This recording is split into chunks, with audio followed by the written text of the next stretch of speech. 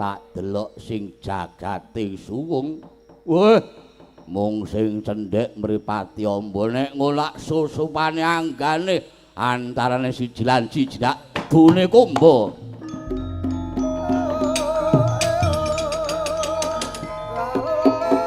Petruk do slamet. Ya, pangestune Kang Gareng. Terus kabul kawusanane lehmu dikongkon karo kakekne Semar. Perkara kuwi mengko tak aturne neng nggone kakekne Semar. Oh ya. Terus karepmu? Ya mumpung isih ana wektu caos panglipur. Tetembangan mbok menawa sore mau durung ana sing urung dipinangkani ya dipinangkani ning gara-gara Ndagong. Wah. Ngene iki dadi mbok menawa pancene padatan kepiye? Wah anggere semene limbukan ora kaya-kaya, bar limbukan prung. Mergo awak dhewe wis apal ning daerah kiwa tengen kene. Heeh. Kene iki wilayah Guntara kok ya. Wah iya, kok ndingaren pas prei nusul karo kakangne. Wah, jan aku iki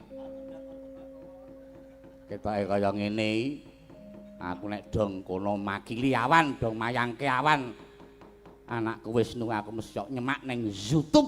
Wah, cekelane apik, mongko suarane yo apik, mongko yo nges, mongko yo semu.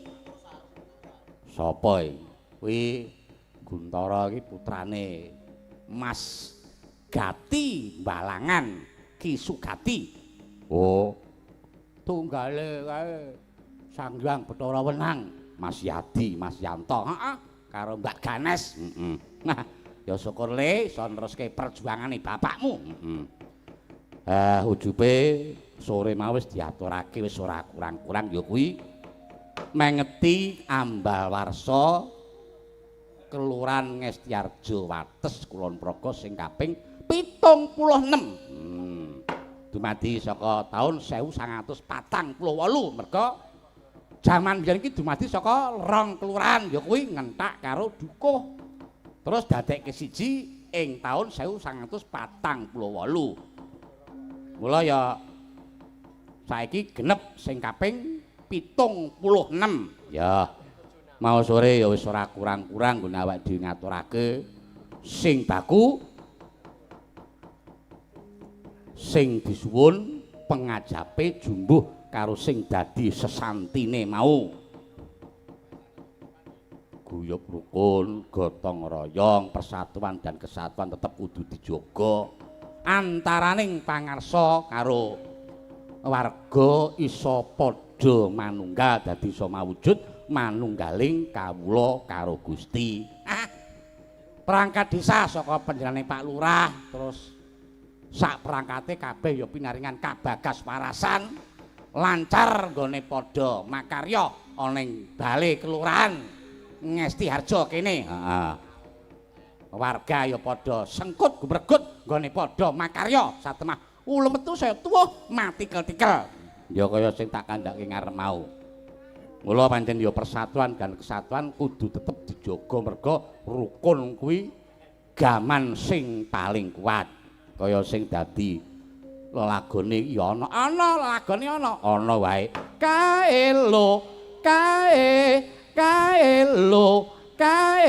pantes dadya patuladan persatuan dan kesatuan. Mula ya kanthi pengetan Ambalwarsa sing kaping 76 Kelurahan Ngestiarjo Wates Kulon Progo iki kabeh wae wargane sing padha makarya dagang ya padha lancar kabeh, sing padha nyambut gawe ning kantor ya diparingi slamet tur ya lancar sing dadi pakaryane.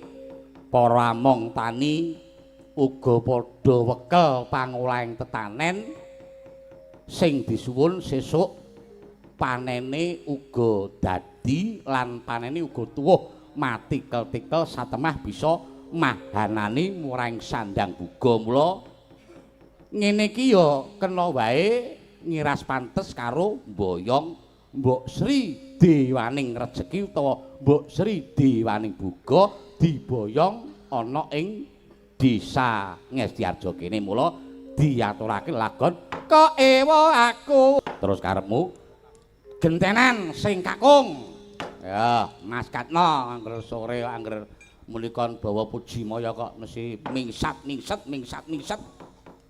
ayo saiki Mas Katno coba Mas 50 Super Cup kok mlaku 250 iya terus piye minangkani pambutan sore mau sing durung iso dipinangkani apa gajeke mono sing ngersake langgam rengu ayo ning kaya aku nek durung muni jineman ki rasane durung komplit gara-gara ki nek durung muni jineman urung komplit apa ular kambang wis kulino krungu Mendes ki rada kemayu aku ora seneng kemayu lah apa sing rada dawa arep awakku cilik ngene iki aku senengane sing rada dawa apane jinemane oh ya apa wah sing suwe ramu niki glathik glinding sapa coba aku tak glindingke Mbak Yuku sing saka Natayudan saiki lenggah ning Kasihan Bantul yo kaya ngapa Bu Prastiwi iso glinding apa ora cakepane Singa Tirta kena Jinepitna kena Ginupita kok Jinepitna kae dijepit wis trima kok ya. Neno. Bagian A we nyamlengi kaya ngene. Kok bagian A merga jineman dadik glinding kuwi terdiri dadi A sampai D. Iki lagi bagian A. Mula wah bareng muni alusan jan iso rata kabeh. Gampange ya cetha, gendere cetha, sitere cetha, gedange cetha. Wah jos tenan kok. Sone Basirun ki. Lasirun. Oh iya ya, pancen iki Mas Tulus ngersake pokoke alate sak paket saka kagungane almarhum Ki Sena Nugroho. Ya, kula aku terus nembung karo Pak Bima karo tak pasrahi sak sone sisan. Ayo yuk saiki ngrembug bagian B. Tekan D ngrembug babakan manuk. Ya Mbak Prastiwi iki sak Mbak Yuku dadi anakku nek nyeluk ben Budhe ngono ya lah nek kaya Neti iki sak adikku mula Tante Neti Mbak Wahyu ki ya sak adikku mula ya Bulik Wahyu ya apik terus minangkani pambutan sore mau ana sing ngersake langgam rengu ya sapa sing wingi arep ketinggalan bis sapa Mbak Oriza kaya nganti ketinggalan bis ki ngapa ta nak Aning ya mbok menawa minanggung ya mbok menawa ning perjalanan ki mancine nindakake salat ta mbok menawa lho nggih apa malah lagi perlu neng mburi kesuwen melunaske tekan esuk ben gek nampa amplop nyambut gawe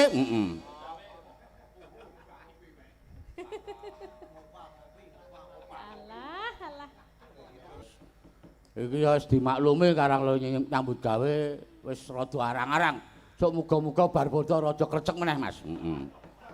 Ayo adoh banget bar bodo. Pengarep awake bar bodo. Wingi ana wong nelpone kok ya Agustus, wis suwe banget. Ora gunjing miring kae. Wedaring sabda sang wikusiswaning sun.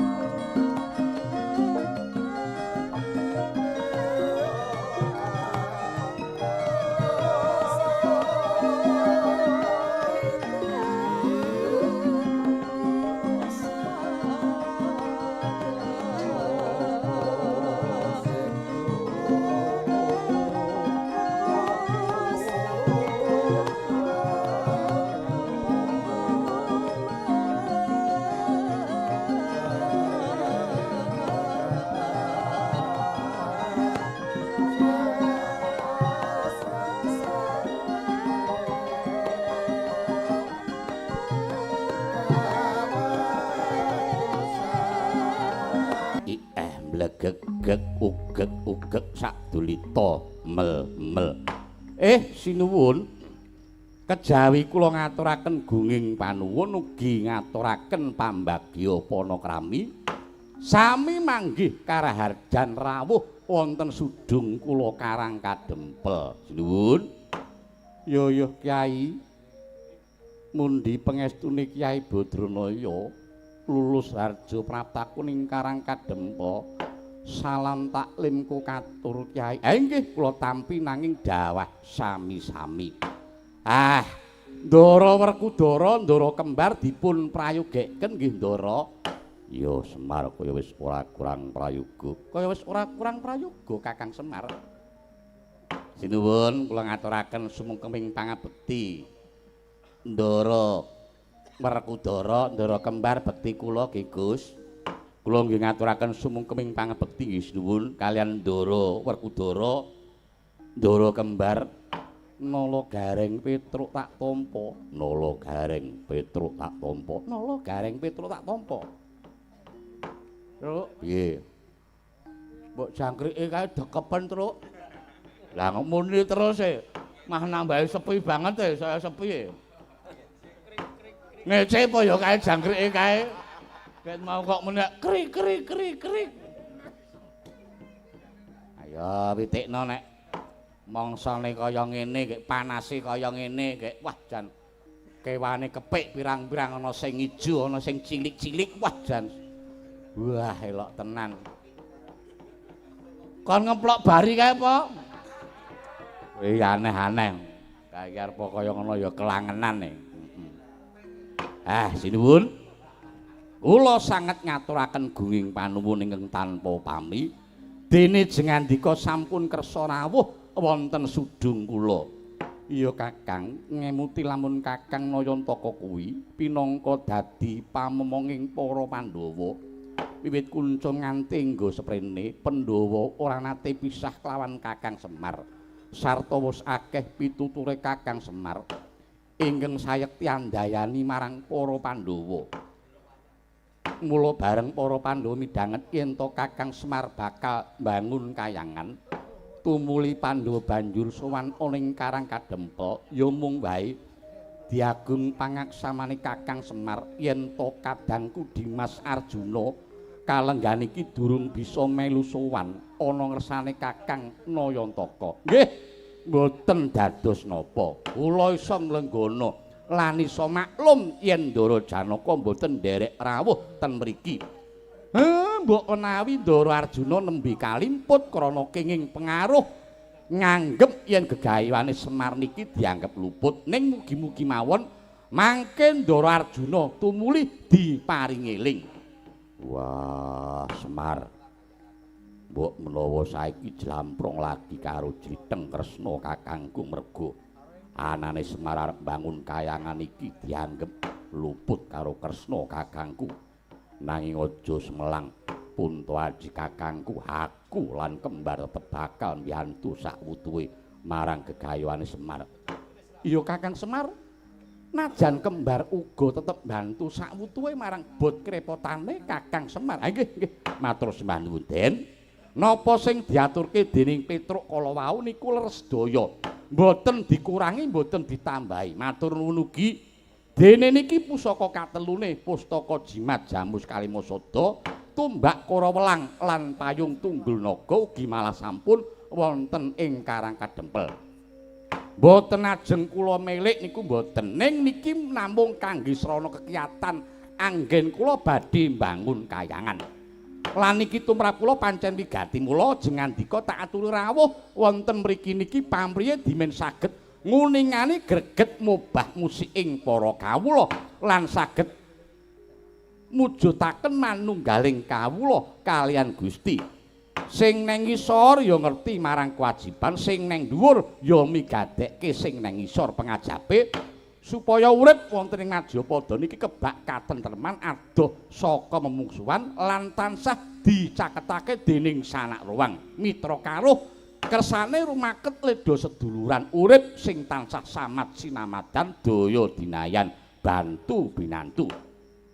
Margi ngaten nggih sinuwun tumrap kula Wong urip ning alan Padang niki nek duwe mungsuh siji niku pun kakean. Ning nek duwe sedulur 1000 niku rasane sih kurang mawon.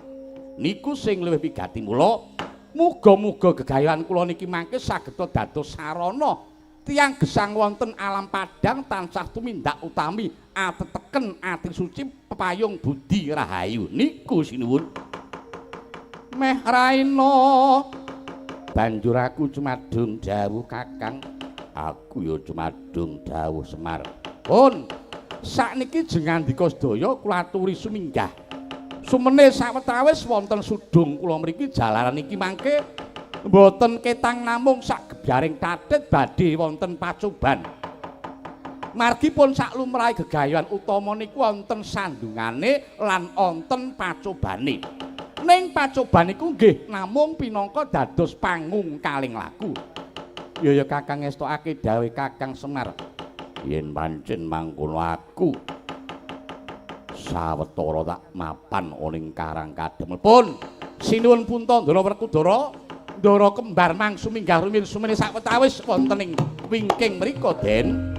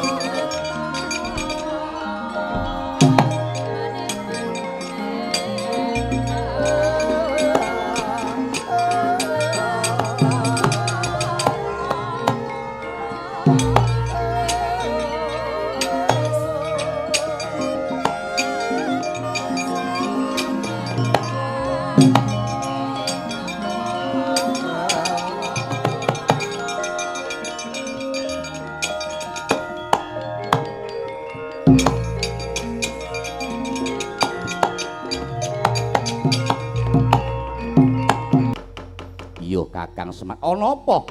Wonten napa niki kok mlayu-mlayu? Kakang kejaba aku nyuwun ngapura kelawan Kakang Semar lan Petruk Kanthong Bolong. Merga nalika samono aku nganti regejegan karo Petruk Kanthong Bolong. Mula tak gelak lakuku ngatur priksa yen to Koko Prabu Ndarawati kalenggahan iki kalimput ing budi.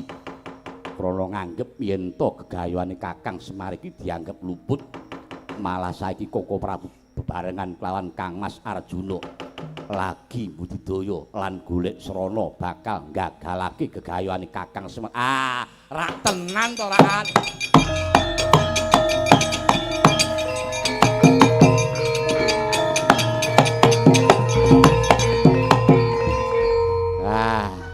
Apa to ora liduk jare wong adaplok.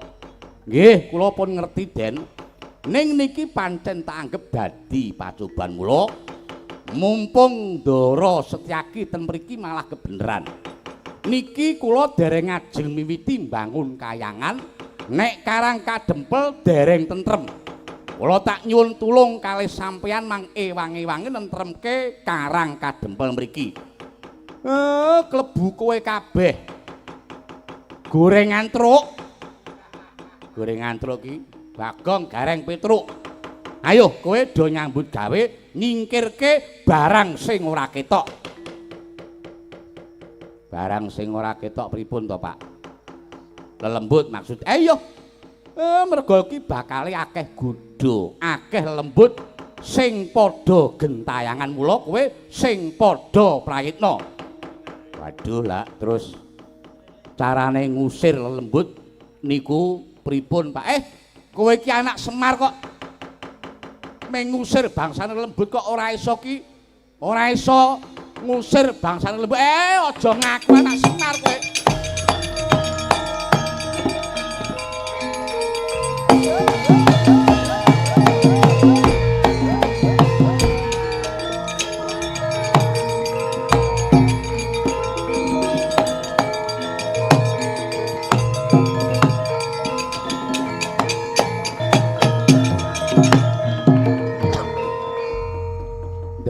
Setyaki bekti kula Gus.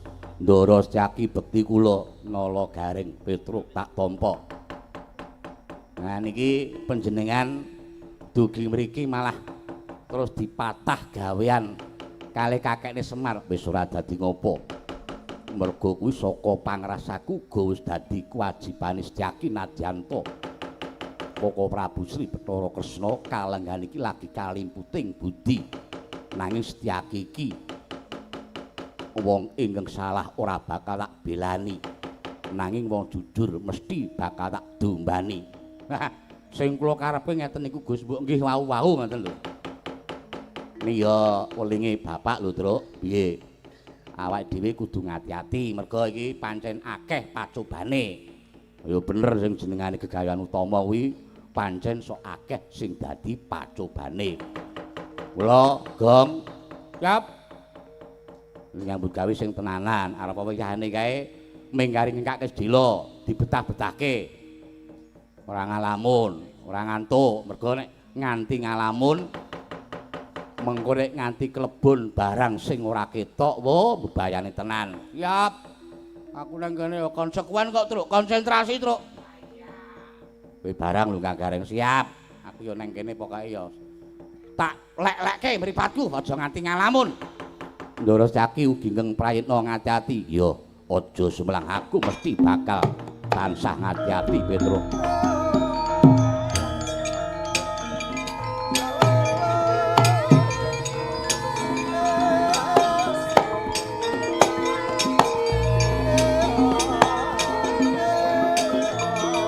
Woi.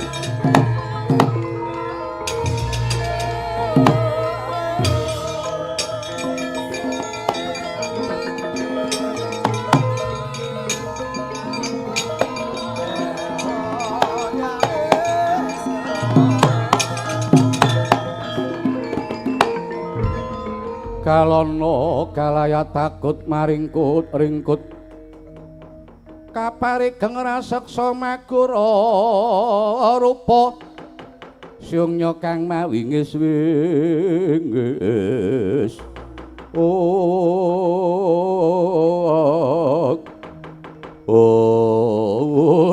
ladalah mulane aku kok kadhawuhan perjineman Jaramaya supaya padha mapan nyaketi oning karang kadempelan aku supaya ngiri godha marang para kawula. Wah, lan tujune aku sak kanca lampah dedemitan utawa kanthi laku panglemunan. Najan kowe padha jagonganing kene mangsa weruh karo aku. Woi, ladalah.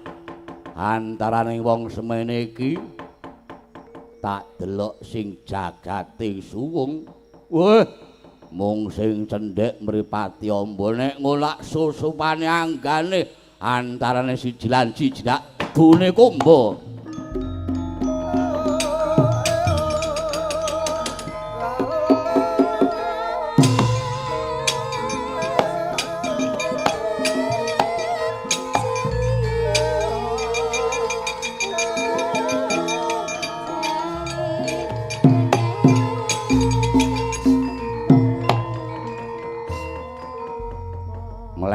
Reng melek nek sekirane ora kuat melek ya ngemut-ngemut mbang gula mbok daripada ngemut mbang gula mbok ngrungokke jangkrik kaya asik banget kok Truk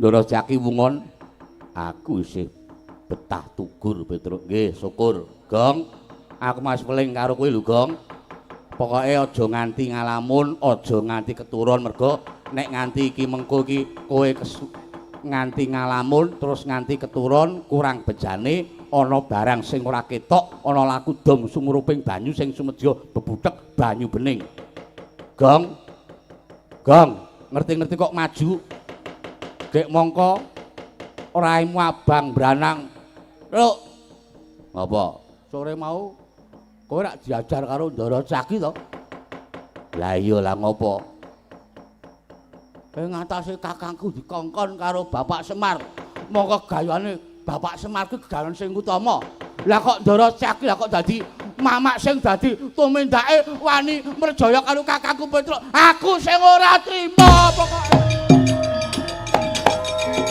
Lah tenang, Truk.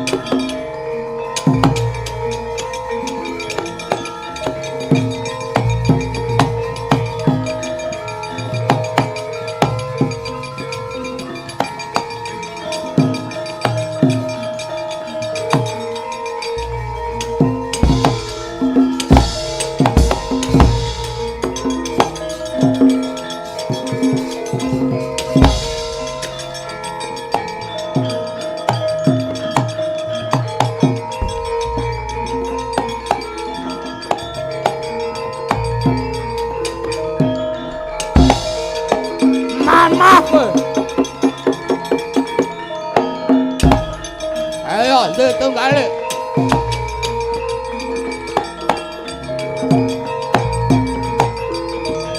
Oh, yes.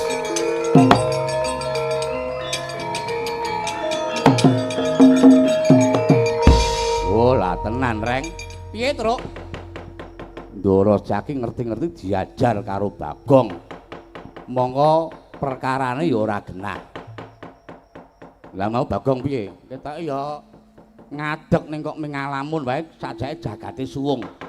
Wah ya bener mulane kok dadi Bagong abang branang kaya ngono. Wo, wis genah nek keselupan barang sing ora ketok nganti Ndoro Jaki waduh. Godres getih kaya ngono kutah ludira. Ah terus piye wis? Ndoro Jaki cerakno ning bapakmu kok ben disadani aku tak nyelametke Bagong kae.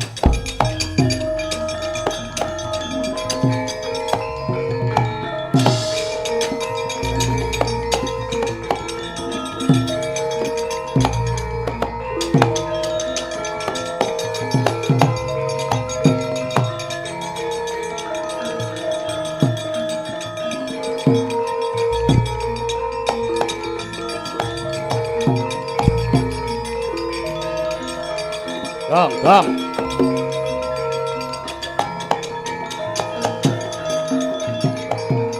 Piye? Kowe wis tak belani lho, Truk. Merga sore kowe mau diajar karo Ndoro Jaki to. Ha iya. Mulane aku belani karo kowe. Nek lah kok dadi kowe saiki malah nyerak karo aku kok sajake arek ngewangi Ndoro Jaki ya. Wah aja ngono to, Gong. Gong, eling, Gong, eling. Eling-eling piye? Nek kowe pancen arep belani karo Ndoro Secaki, ayo. Mumpung saiki ana perkara dadakan ayo. Gelet karo aku, Truk. Eling to, Gong, eling. Wah iki carane mareni Bagong piye ya? Carane sing ngeslupi Bagong iki ben iso luar. Ngopo ya gedumel-kedumel iki? Wau kelingan karo ngendikane bapak mbiyen. Coba tak rapale. Teguh Wiyana slamet. Teguh Wiyana slamet kajate ora dadi. Teguh Wiyana slamet kajate ora dadi.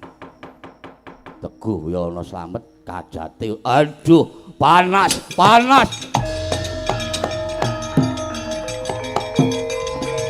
Wah.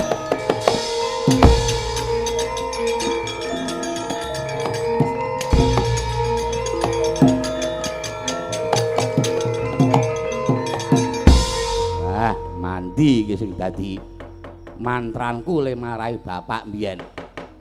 Wah, sing slupi Bagong iso metu saka awake Bagong semaput. Wah, ning iki wah buta pirang-pirang. Ning sajake mergo aku ngrapal Bagong iki terus do keweden butane. Lah ning sing teko kae waduh wujude macan.